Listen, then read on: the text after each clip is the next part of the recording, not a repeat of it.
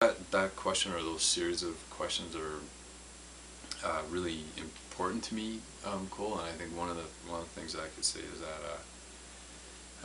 I'm often motivated by other works of art to make poems or writing, which it's probably not that surprising or unusual, but especially for me, especially looking at, like, say, paintings or sculpture or something like that. It's just, and my sense is that I don't necessarily always respond directly to the piece, but there might be something just about the form of it that is really thrilling, or inspiring or something. In the case of this poem, "Open This Door," which is after this British artist, Rachel Whiteread's piece House. I don't know if you know about this piece, but I had never seen anything like it before. And I guess what she does is, I don't know how she does it, but so like actual homes that have been abandoned, she'll actually, it looks as if she has cast the entire house in, like, plaster.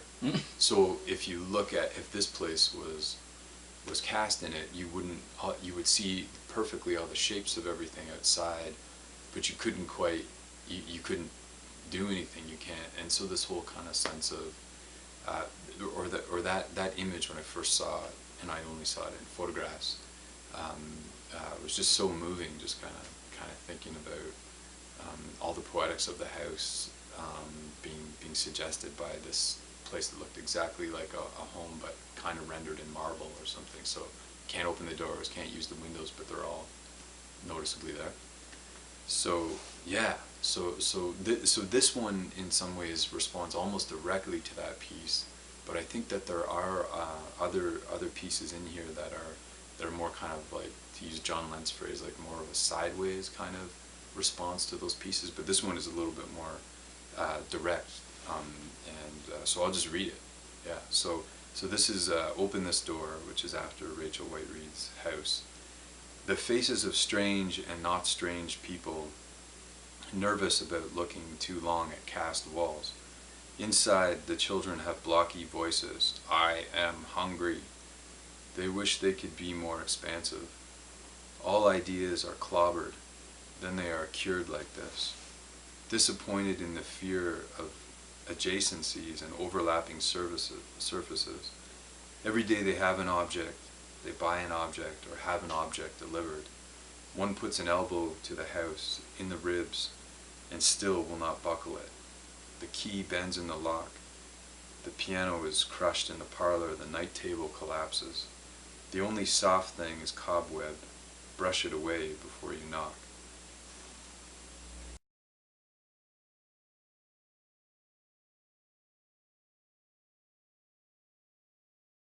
All right, good to go.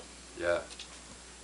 Yeah, again, well, these are questions that I'm really excited about. So that's an amazing question. And first of all, I should say that in terms of Kafka, that like my first teacher, Don Cole's poet from Toronto, at York, he always used to say, like, be careful you don't wade into water that's too deep for you. So I'm well aware that I've waded into water way too deep for me in talking about Kafka, but I still can't help myself. But so there it is. But the epigraph that you're referring to, I took it from.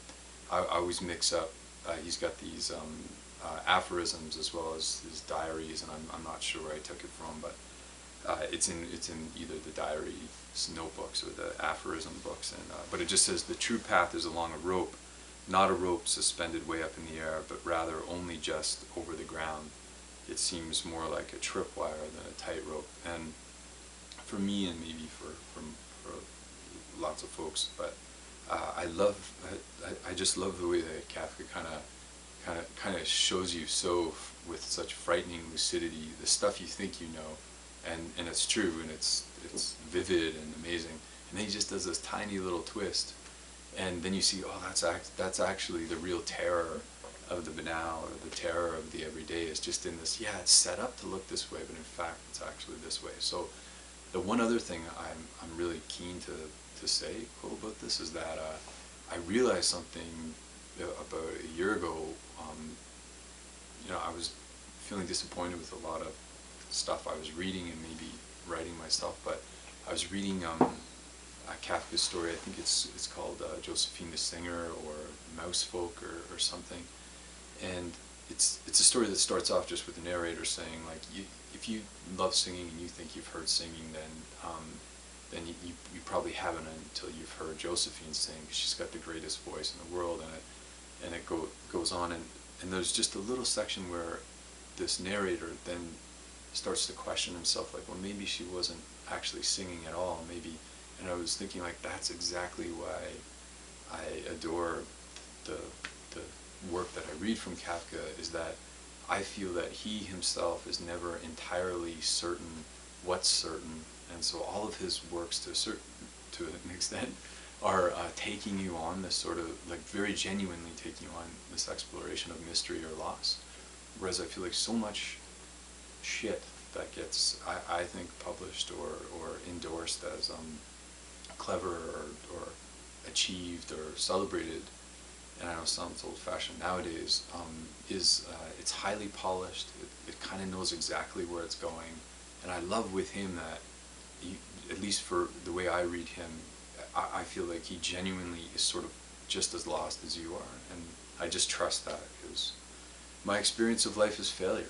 So he's my guy. He and Beckett are my guys. Anyway, why don't I read this section from so that kind of just that sense of I don't know, like when maybe like Leonard Cohen says, like, one hand on my suicide, one hand on the rose. Like, I trust that problem, you know, more so tightrope, but also tripwire. Yeah. I don't know. So here's one piece called On Wounds, and in parentheses there's this word sewing, as in like stitching and stuff. As when after stabbing and gouging the wall, one eye on this side meets one eye on that side, as in, what do you have, what do you got? Then stagger back, it's a kerpow in the archive, opening an antique book onto a pressed bat. I got this jagged hole that yearns from all sides. Or, my sister put this shit here, or don't ask me, ask it, or just, bandage please. It's true that the grass will sometimes split apart to honor the otherworldliness of the daydreamer. In that yawning, just before the descent, this is what all people means.